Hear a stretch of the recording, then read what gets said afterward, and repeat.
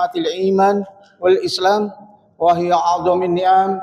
Asyhadu an la ilaha illallah wahdahu la syarikalah arsala rasuluhu bil huda wa dinil haq liyudhihiru ala dini kullih walau karihal musyrikun. Wa asyhadu anna Muhammadan abduhu wa rasuluh al-mab'uusu rahmatan lil alamin. Allahumma shalli ala wa sallam wa barik ala nabiyyina Muhammad wa ala alihi wa ashabihi ajmain. Amma ba'd. Fa ya ibadullah usikum wa nafsi bitaqwallah wa ta'atillah lakum tuflihun. Ya ayyuhallazina amanu ittaqullaha haqqa tuqatih wa la tamutunna illa wa antum muslimun. Amma ba'd. Ma'asyiral muslimin yang dicintai Allah, jamaah kaum muslimin yang dimuliakan Allah, alhamdulillah segala sanjung dan puji marilah kita sanjungkan, senantiasa kita panjatkan kehadiran Allah Subhanahu wa taala. Segala manfaatnya di mana karunia kita curahkan untuk kita, khususnya nikmat sehat, iman dan Islam. Karena dengan ini, nikmat ini akan melaksanakan kita kewajiban-kewajiban sebagai hamba Allah dengan baik yang diberikan kepada kita. Mudah-mudahan semua yang ada di sini diberikan istiqomah selalu dapat melaksanakan ibadah dengan baik. Hari ini adalah hari yang ke-21 ya.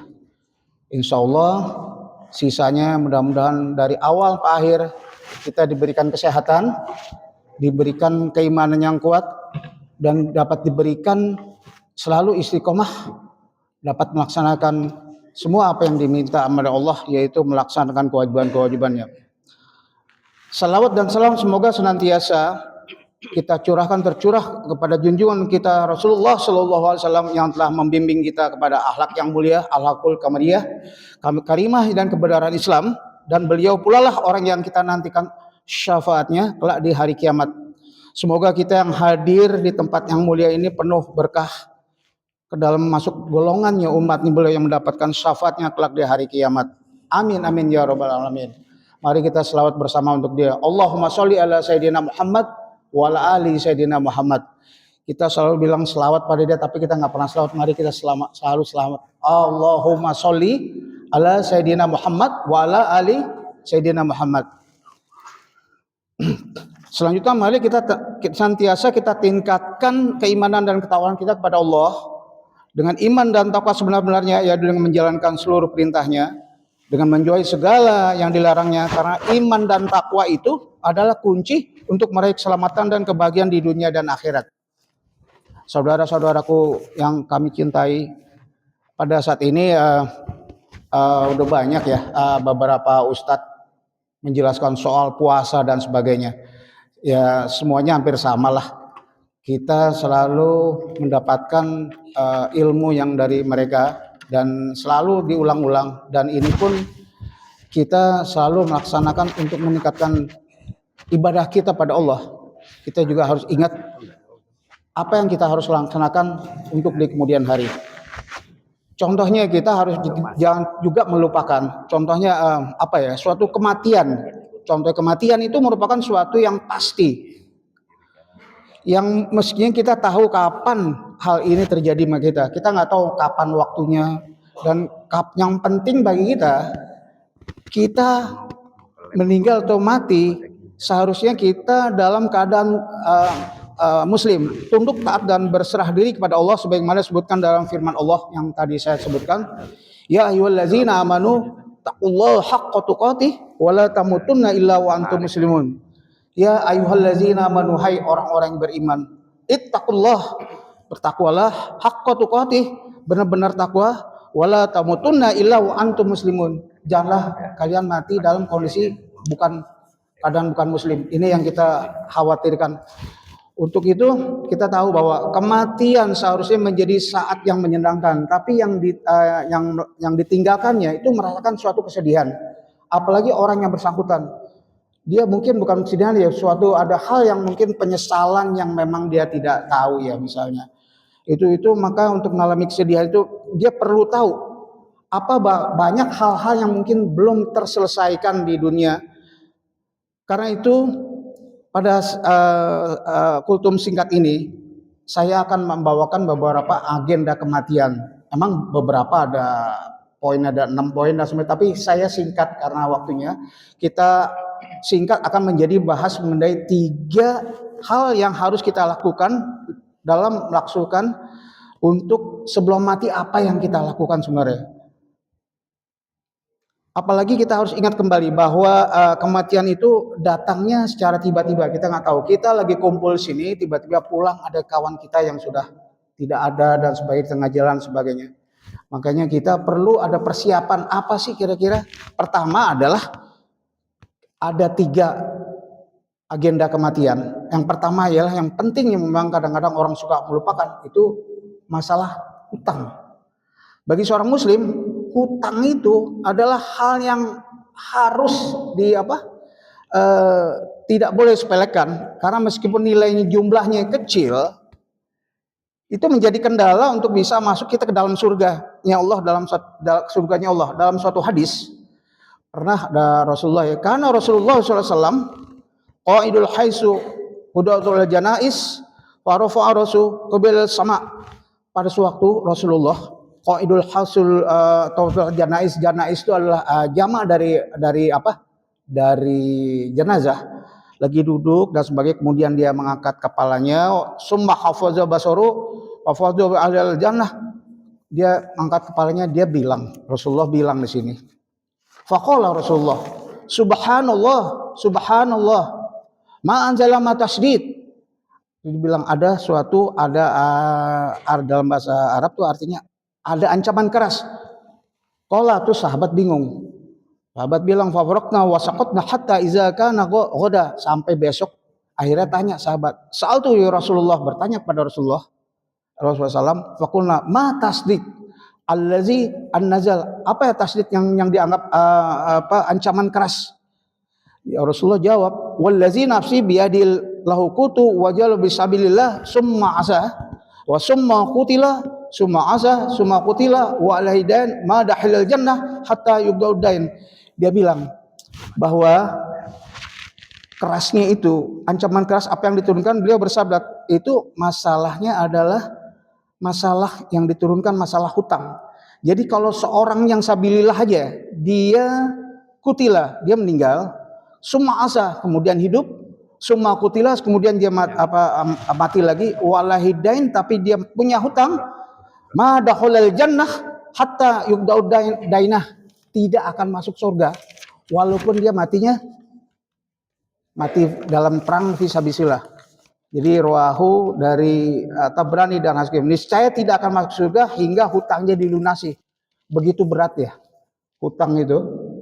Orang yang sudah begitu fisabilillah, berjuang, mati hidup lagi dianggap seperti itu, tapi tidak bayar hutang, tidak akan masuk surga. Ancamannya seperti itu. Bagaimana kalau kita sekarang nggak seperti dia, tapi matinya mungkin karena diabetes, mati karena sakit ginjal sebagainya, bagaimana gitu. Makanya kita ini yang tadi, salah satu agenda kematian yang kita harus perhatikan adalah masalah hutang. Hutang ini yang dibilang bahwa Rasulullah bilang itu tidak akan bisa masuk surga. Jadi kita juga mesti mau sendiri juga ya, kalau kita hutang, kalau punya hutang buru-burulah diselesaikan, jangan kita tunda-tunda. Karena gini, ada orang memang yang baik ya, udahlah kita kasih hutang, tapi pas jatuh temponya dia tidak menyelesaikan, itu termasuk orang yang dianggap zalim. Dianggap zalim kalau tidak menyelesaikan hutangnya. Dia harus benar-benar menyelesaikan pada waktunya. Kalau udah janji, kan ada orang yang janji, tapi pada temponya dia harusnya yang baik disuruh tuh datang ke orang yang bersangkutan, tolong saya belum bisa bayar, tapi bilang kalau dia memang maafkan, Allah kasih kebaikan. Dan kalau kita ada niat untuk membayar, Allah kasih kemudahan. Tapi coba-coba kalau kita udah pas ada waktunya, pas ada waktunya, duitnya ada, dia nggak bayar, dia menghilang dan sebagainya, itu ancamannya. Kita tidak akan bisa dibangkrutkan loh, tidak akan bisa membayarnya sampai kayak gitu beratnya. Di mana itu tadi nanti saya buka ayatnya itu dari Al-Baqarah 180 sampai 283 itu ayat yang terpanjang. Itu yang menyatakan kalau kita hutang menghutang itu jangan asal aja. Kita harus tertulis tanggal sekian saya berhutang, kami akan bayar tanggal sekian, dan juga ada saksi. Di Quran itu diajari di sini juga tidak sembarang ya. Halaman 286 kita buka. Di sini jika orang berhutang dan dalam kesulitan, maka berilah dia tenggang waktu sampai dia memperoleh kelapangan, disuruh kita gitu. Dan jika kamu menyedahkan lebih baik jika kamu mengetahui, jadi kalau kita baik seperti itu. Tapi kalau kita tidak melaksanakan dengan yang hutang juga nggak menyelesaikan dengan baik, itu dianggap dia zalim. Kalau kita buka di 282, wahai orang yang beriman, apabila kamu melakukan piutang waktu yang ditentukan, hendaklah kamu menuliskannya. Kita harus menuliskannya. Dan hendaklah seorang penulis itu diantara kamu menuliskannya dengan benar. Jangan menulis menolak atau menulis panjang sekali sini, sampai didikte apa, kapan dan sebagainya. Dan mesti ada saksi aja 2. Jadi kalau satu nggak ada, dia mesti ada. Sampai seperti itu. Ini panjang sekali kalau dilihat. Dari 280 sampai 283 inilah surat yang terpanjang di Al-Baqarah. Nanti coba aja buka. Jadi kalau kita ada niat membayar dengan benar-benar sungguh-sungguh, Allah akan mudahkan.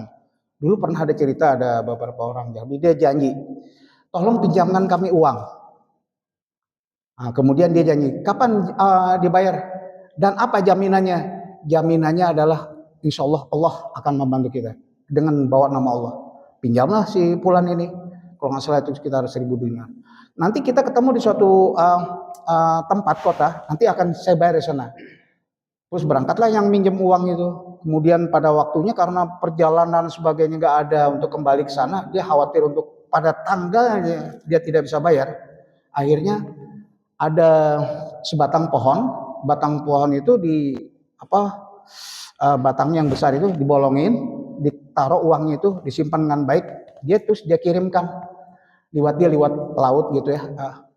Udah ya Allah, aku niat baik, mudahkanlah karena niat baik itu, tolonglah. Tahu kehendak Allah gimana? Yang punya duit nungguin, mana nih orangnya? Dia nggak ada orangnya, tetapi batang pohon ada di depan dia. Loh ini apa?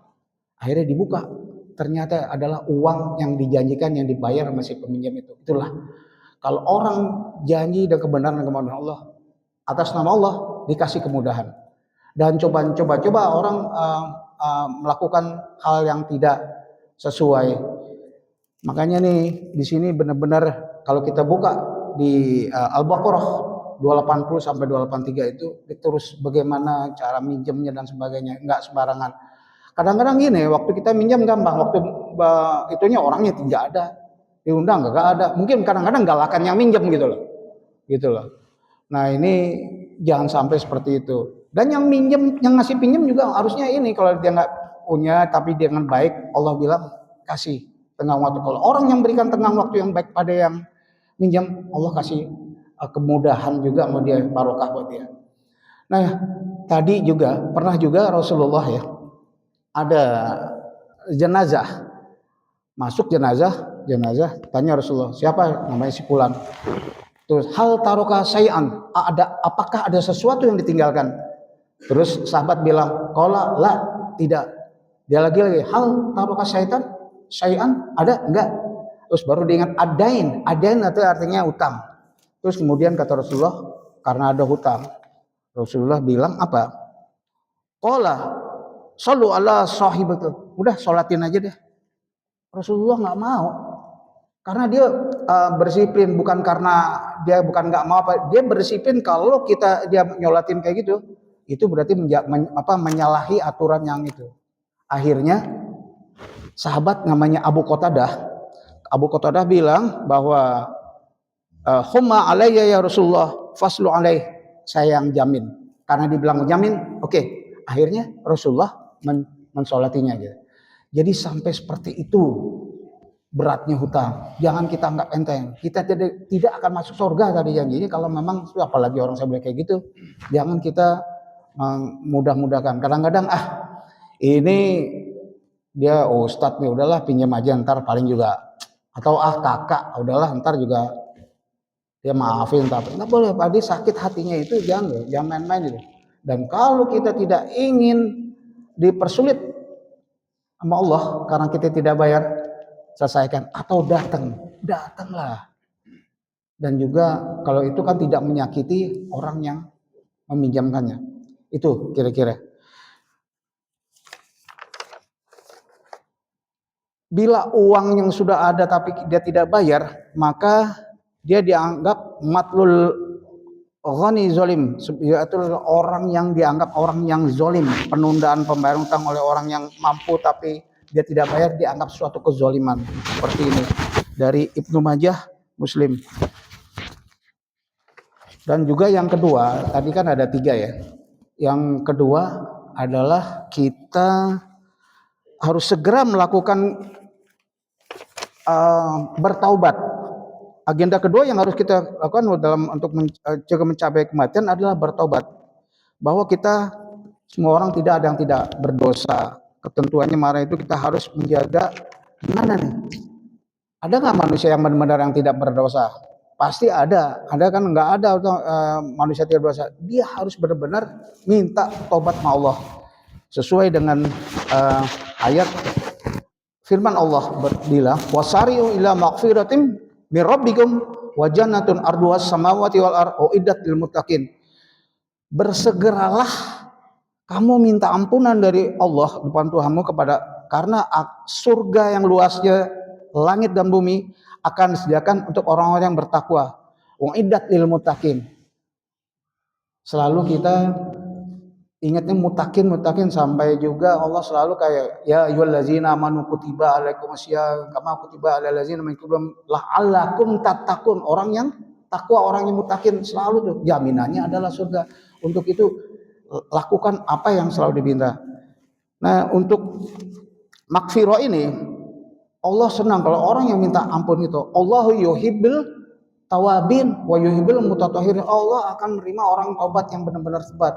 Tapi benar-benar taubatun nasuha, besok tidak dibuat lagi. Udah berbuat salah, minta ampun, besok buat lagi. Tapi Allah, orang yang benar-benar taubatun nasuha itu akan diberikan ampunan dan kecintaan buat dia. Juga terjadi pada zaman Nabi dulu, yaitu pada zaman Nabi Adam, bahwa dia kan juga bersalah.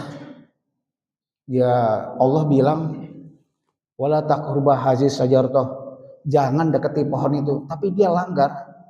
Zaman dulu itu langsung dikasih hukuman sampai dia juga diturunkan ke bumi karena kesalahan dia. Akhirnya dia minta maaf. Nabi Adam ya, kakek kita dan Hawa itu berdoa kepada Allah. Doanya itu Rabbana zalamna anfusana wa in lam taghfir lana wa tarhamna lanakuna minal khasirin. Pada Al-A'raf 23 bahwa ya Allah Rabbana anfusana Rabbana ati anfusana wa in lam taghfir lana wa tarhamna lanakunanna minal khasirin. Ya Allah, ampunkan dosa kami. Kalau Kau tidak ampunkan, jadi kami termasuk orang yang rugi. Dia aja bertobat juga. Kalau di Nabi Yunus itu juga punya kesalahannya waktu dia berdakwah bolak-balik tapi kaumnya tidak mengabaikannya, tidak mau peduli sama dia. Akhirnya dia kesel, dia pergi meninggalkan dia sampai suatu saat dia naik kapal dan kecebur dimakan oleh ikan. Di dalam ikan itu akhirnya dia berasa bahwa dia punya salah. Dia juga berdoa, Nabi Yunus. Doanya adalah la ilaha illa anta subhanak inni kuntu minadz dzalimin. La ilaha illa anta subhanak, tidak ada yang suci selain Kau. Inni kuntu minadz dzalimin, saya adalah zalim. Jadi kalau kita seharusnya contoh pada Nabi, pada Rasul dulu, kalau kita punya kesalahan, buru-buru kita bertobat. Karena ini adalah suatu agenda, kalau memang agenda kematian juga, kita lupa bertobat, salah buru-buru. Kalau punya utang buru-buru selesai, itu adalah 2 poin yang memang kita harus jaga.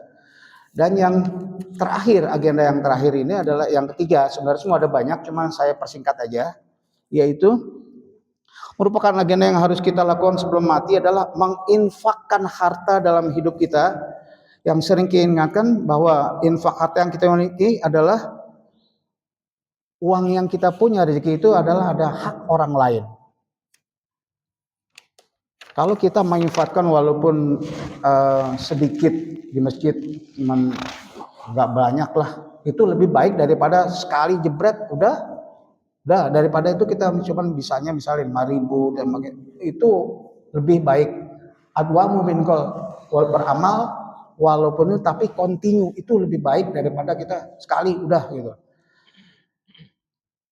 Dan itu kalau kita berinfak itu apakah kita berkurang harta kita? Tidak, malah justru tambah. Di surat ayat Al-Baqarah 261 kita dijanjikan bahwa akan mendapatkan 700 kali ya, apalagi di bulan puasa itu.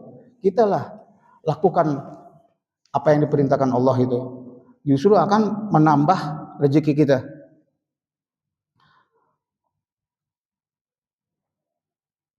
Ada firman Allah Subhanahu wa taala, kalau kita lupa dengan apa yang diperintahkan sama Allah dan sebagainya, melupakan taubat dan sebagainya, itu kita akan terjadi penyesalan.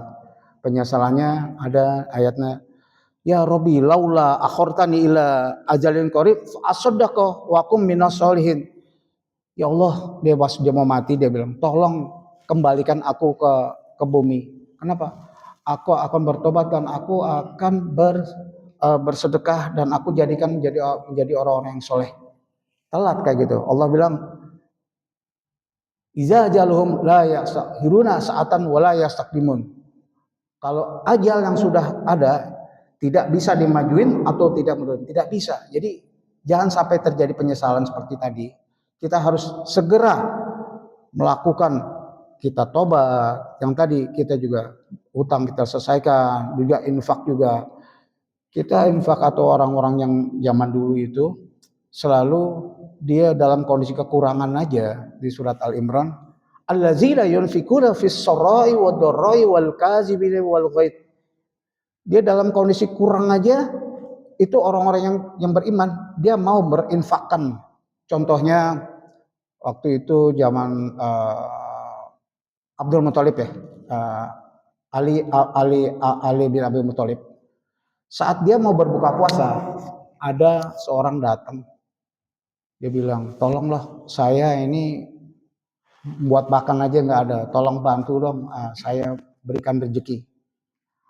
Apa Abdul Muthalib akhirnya panggil, ya Fatimah binti Rasulullah, ada makanan nggak? Dia bilang ada, ini cuma 1 piring gandum, itu gimana? Kasihkan dia. Habis kita gimana buat kasihkan aja, dikasihkan gitu. Akhirnya waktu puasa itu, buka puasa itu, sekeluarga itu hanya minum air putih aja. Itulah, dalam kekurangan aja masih mau bersedekah atau infak. Kita harus juga bisa ya menteladani Rasulullah dan juga sahabat-sahabatnya termasuk mantunya itu. Insya Allah kita jadi orang-orang yang baik seperti itu. Saya rasa ini singkat aja. Kalau kultum nggak perlu lama-lama, kadang-kadang menjemukan ya. Intinya tadi kita jangan lupa menyelesaikan tugas kita sebelum kita dipanggil oleh Allah. Pertama tadi kita buru-buru menyelesaikan hutang. Kalau memang itu kita bisa lebih enak nantinya. Terus kemudian kalau kita salah, buru-burulah bertobat. Dan yang ketiga, kita ada uang, berinfaklah. Karena rezeki yang kita punya itu bukan kita punya semuanya adalah ada hak orang lain. Demikianlah, insya Allah walaupun sementara ini bermanfaat. Mohon maaf bila ada kekurangan itu adalah dari saya sendiri, yang benar adalah Allah. Wabillahi taufiq wal hidayah. Wal anfu minkum. Assalamualaikum warahmatullahi wabarakatuh.